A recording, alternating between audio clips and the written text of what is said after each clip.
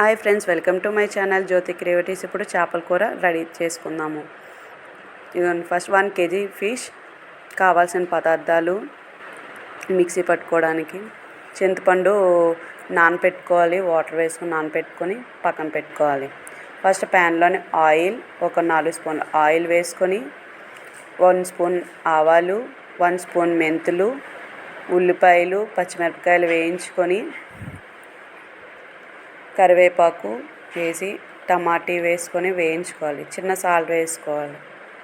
Ginger garlic paste 1-2 spoons బాగా fry అయిన తర్వాత టమాటీ ఆనియన్ పేస్ట్ వేసుకొని బాగా ఫ్రై చేసుకోవాలి. ఫ్రై చేసుకున్న తర్వాత 1 స్పూన్ పసుపు, 4 స్పూన్స్ కారం, ఉప్పు వేసుకొని వేయించుకోవాలి. ఆ తర్వాత చింతపండు రసం వేసుకోవాలి. వేసుకున్న తర్వాత 5 మినిట్స్ మూత పెట్టి ఉడికిన తర్వాత చేపలు అన్నీ వేసుకొని బాగా ఉడికించుకోవాలి. ఉడికించుకున్న తర్వాత కొత్తిమీర వేసుకొని బాగా ఉడికిన తర్వాత